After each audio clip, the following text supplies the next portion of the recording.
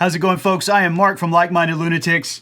I'm Ladi, also from Like Minded where am I? I have no idea. Where Like Minded Lunatics. I'm sorry.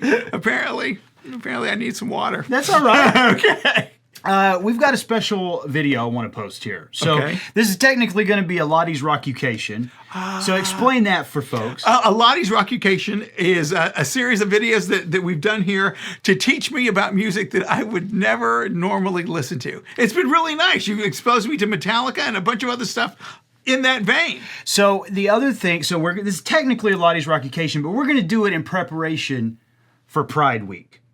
Or Pride Month, which is going to be June. In June. So the next week from when we post this, we'll start off our Pride Month celebration. And this is a pre-Pride. Pre-Pride. It's like an appetizer for that. An appetizer. It's an appetizer for that. Tell folks what we try to do here on the channel during Pride Month. We share a whole bunch of gay videos. We expose people to all the music out there that's done for LGBT folks and by LGBT folks, right? Wouldn't you say? That's it. And everyone else too. You know, the QA plus everybody. Everybody. So what I've got for us today is a video by Metallica. They're covering Elton John's Funeral for a Friend and Love Lies Bleeding. So recently, Elton John and Bernie Taupin, I think is how to pronounce his name, his longtime writing partner, they were awarded the Gershwin Prize. And the Gershwin Prize is a very esteemed prize by Library of Congress that is, and I'll read the description of it. It's an extremely prestigious prize. The Library of Congress Gershwin Prize for Popular Song is an award given to a composer or performer for their lifetime contributions to popular music. And so this is an extremely prestigious award. And obviously they asked friends of Elton who wanted to perform, and James Hetfield and Metallica love him. And so Really? They came out and they did a cover of his song, Funeral for a Friend and Love Lies Bleeding. And I wanted to cover this for a couple of reasons. We've talked before on the channel in previous years about the importance of pride, what pride means to the gay community and all that type of stuff. But one of the things too that always occurs to me is that it's not just for the LGBT community, it's also for the allies of the LGBT community to say, hey, these are our friends, these are our family members, this is their month, this is their time for their voice to shine. We want to be there with you. And so... Well, yeah, because it's a celebration. But what makes a celebration is when your friends celebrate with you. Right. They don't have to be you to be there and enjoy your company. Right. Does that make sense? It does make sense. Okay. It does make sense. And I think it's important that we all show our support and our love during that time to make sure that everybody knows, hey, you need to be who you are and we love you for it. Yeah. And I watched this video and it occurred to me that like the early 1980s James Hetfield would have never probably done this. Really? I don't know that they would have felt comfortable doing this. And I've got an interview with a band that they're talking to Jimmy Kimmel about, you know, when we started, crossing over would have been seen as selling out and all this type of stuff. We don't care anymore. And it occurred to me that, you know, what they're doing here is so wonderful, and the joy on Metallica's face, and joy is not a word we typically use. But with Metallica! But the joy at watching James play Elton's song and then Elton's face as they're playing it, I thought is something that you would like to see. That sounds exciting. So that's what we're doing, folks. Oh my goodness. We're going to watch Metallica at 2024 Gershwin doing a cover of Funeral for a Friend and Love Lies Bleeding. Here we go.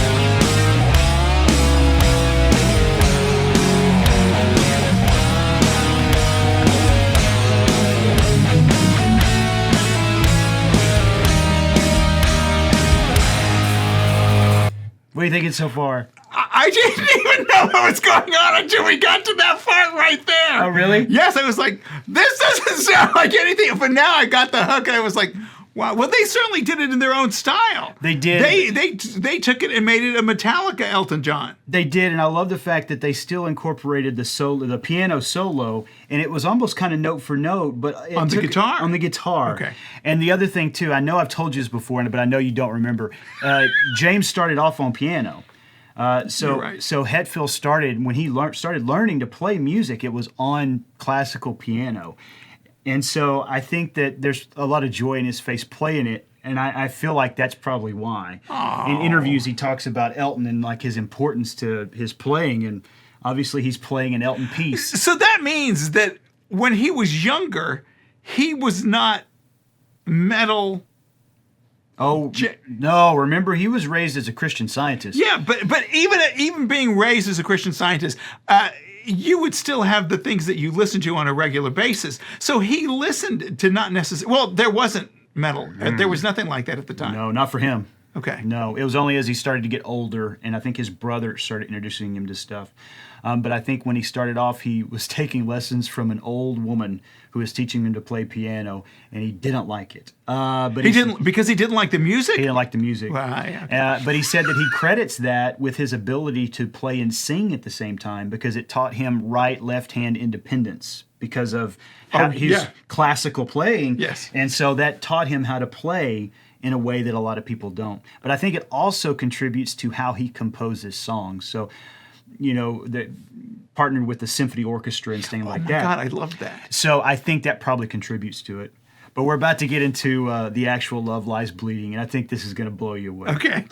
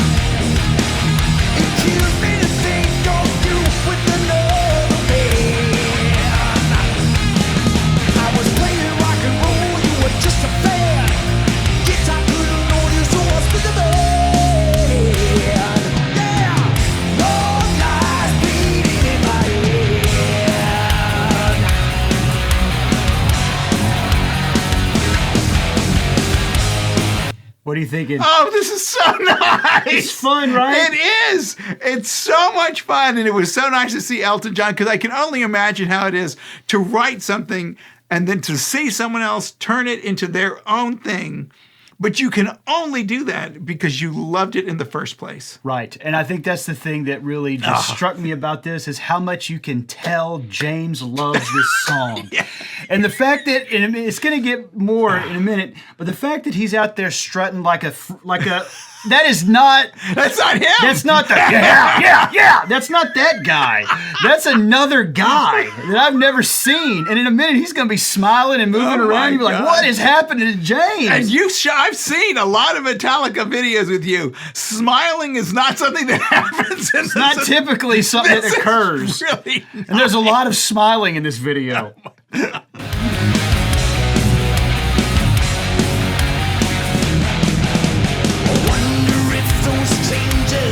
They left a scar on you. All the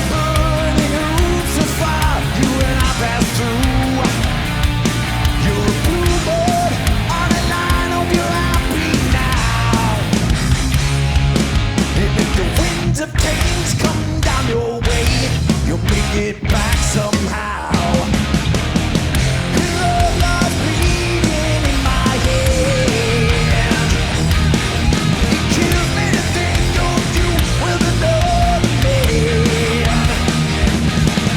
I was my guitar couldn't hold you, so I was picking it. Yeah, love lies bleeding in my hands.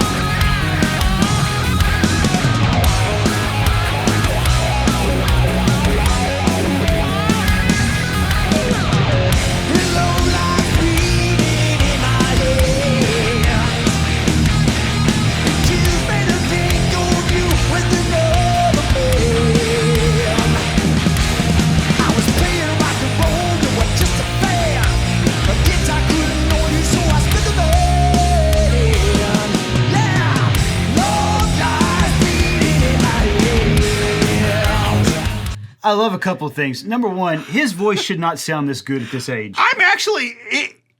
It is so nice because I remember when we started Sing the Change where he actually became a singer. Yeah, yeah. And actually, he's really good. Especially when you take into account how much screaming he did, Yeah. like on those earlier albums. And he said straight out he did not know how to sing, and he started damaging his voice. So he started going to voice coaches. But at like 62 or whatever he is, the fact that he still sounds like that is amazing. He's really, and it was just, he looks so happy. He's having so much fun. Yes, he's having such a good time. It's nice to see. And I love that he's still throwing in the, yeah! He's still throwing them in, but they're different now. It is. It's not aggressive. It's like a, yeah! It's like a joyous. It is, because he is having a great time. Doesn't feel And like that's he's going to just- attack you. That's just his way of expressing all emotions, apparently. Joy, pain, hatred, they all come. You know how Inuits have a bunch of words for snow? James is, One word. yeah, ooh, yeah. Like he has yeah, I think is like expressive in the same way that Inuits express things for snow. I like that comparison. I bet he would like that comparison. I don't know that I told you, but there was a MTV honored them one time. I had like an MTV icon thing. And Did they have a lot of things on MTV? Yeah, good bit. Okay. And comedian Jim Brewer was there. You remember Jim Brewer from like Saturday Night Live? He was in Half Baked and stuff like that. Oh, okay. And he has this bit that he does in his regular sets where he mimics Brian Johnson from AC/DC and then James Hetfield from Metallica. And his entire impression of James is just yeah. It just goes on forever. And so he comes out and he does it. And then the camera goes over to James, and James is in the audience. You can see he kind of looks a little bit kind of like, and then he looks over and he goes, I don't really sound like that dude. And then he sat there for a second and he goes, yeah. And he goes, yeah, I guess I do.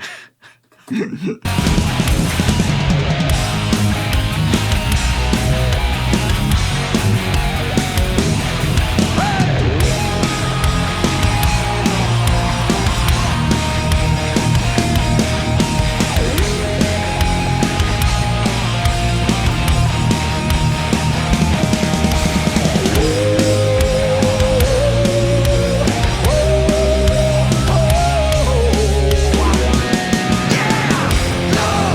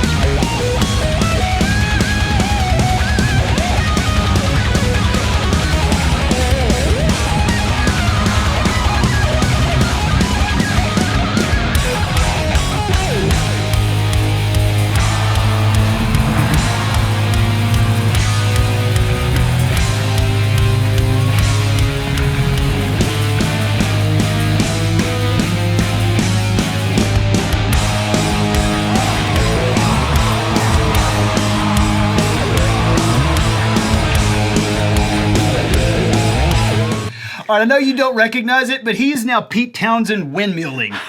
Like from The Who? No, I don't. Like But that's I what believe you. Pete Townsend used to do. Hetfield should not be doing this. Let me ask you this, because I of all the people in the band, he's the one that you've talked to me about the most. Yeah. So I understand. What about the other ones? Is this their kind of music as well? Did you think that he had to drag them to do this? Is this something they wanted to do? I feel like, yeah, absolutely. Lars is the drummer. He's the other longtime member of the band. I would say that him and James are kind of like the co-leads of the band as far as shaping it and stuff like that. The other guitarist is Kirk Hammett. Kirk has like really eclectic tastes. So I've seen him in interviews, and he'll talk about, obviously he likes heavy metal and stuff, but he also liked a lot of virtuoso players and things like that, a lot of blues players. Robert Trujillo is their bass player. He has played in, oh my God, so many different weird types of bands. Before this one, he was in a band called Infectious Grooves, and they were almost like a, how do I explain it to you? Almost like a ska kind of a surfer type band. Really? Yeah, it was nothing like this. He's played for Ozzy Osbourne. He's played for some popular singers. So Trujillo has got a really eclectic background too. But I honestly think that that's one thing that in talking about these bands, hopefully I've conveyed, is that a lot of these folks had weird eclectic tastes. And that's one of the reasons why their music is, like Metallica's, is so like layered and stuff, I think, is a lot of times they're treating their... It has a lot of other flavor. They're doing heavy metal, but they're not just doing power chords and just like sitting on one thing. They're like really layered and complex, and I think that's why. Because all of them have like really weird, eclectic, wide tastes. Because they're just fans of music, period. Yeah. Okay. Yeah. Okay.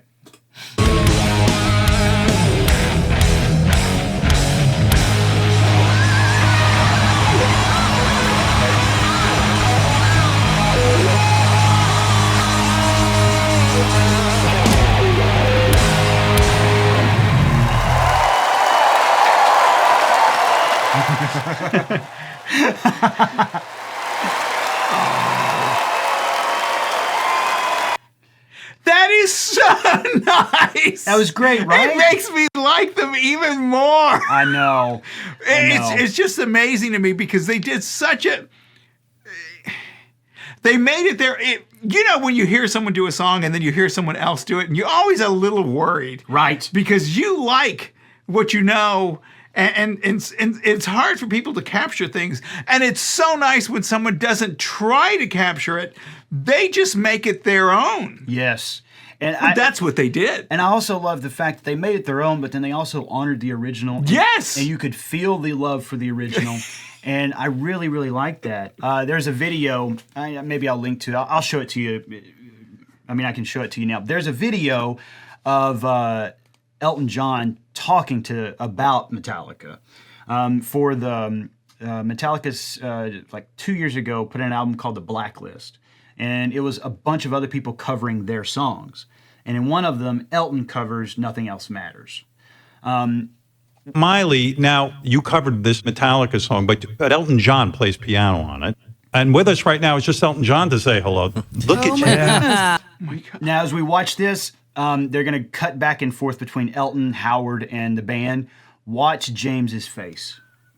Just make sure you concentrate on James's face. Oh my God! Hi guys. Hi Miley. Hello, Great to Elton. see you. How you doing? Hey. Elton, talk to me about Metallica for a second. For charity, you are putting out a new album too. And this song that you did with Miley appears on both albums. It appears on Metallica's album, it appears on your new album. We're talking about Nothing Else Matters. Working with Miley and playing piano to a Metallica song, people would naturally think, oh, Elton John doesn't play a Metallica song. But this is kind of an Elton John song. It's a beautiful piano piece you do with this song. Well, that idea came from Andrew Watt, who produced the track and played guitar on it. And he said, I want you to start the song and finish the song because I don't want it to start with the guitar because that's how the original record started. And listen, this is one of the best songs ever written to me. I mean, it's just... Yes. It's a song that never gets old. I'm playing on this track. I just couldn't wait because the chord structure, the melodies, the time changes, it's got drama written all over it. And I just thought it was a great idea to start with piano. I have to say, it was a no-brainer playing on this song. Metallica are probably... the creme de la creme of those kind of bands. You can't really define them. Not a heavy metal band; they're a musical band. Their songs aren't just heavy metal; they're beautiful songs. And this is such a melodic song. It's fucking great, actually. It really is fucking great, and I love the collaboration. Look at James. So that was one of the reasons why. Well, I know it made me tear too. That's one of the reasons I wanted to do this one was because I think it's a great encapsulates how we should view pride. Oh, You know what I mean? I like that. I forgot that's what you were doing. I know. I'm sorry. I think it encapsulates how, as a straight person, as a cisgendered person, we should view this. This is like our family. A lot of these folks are heroes to us, whether we know it or not. Yeah. And it should be incumbent upon us to fucking throw a party. And if you're not throwing the party, come to the party because you're invited. There you go. No one doesn't want you there. That's right. Did that make sense? I think so. Okay, I can't remember if that was too many negatives. No, I make think it was the proper amount. it was good. Okay. So next week, when we start putting out our Pride content, it's not just for the gay community. No, it's because everyone knows. I'm sorry, everyone knows a gay person. We're everywhere. And if you don't know one, what?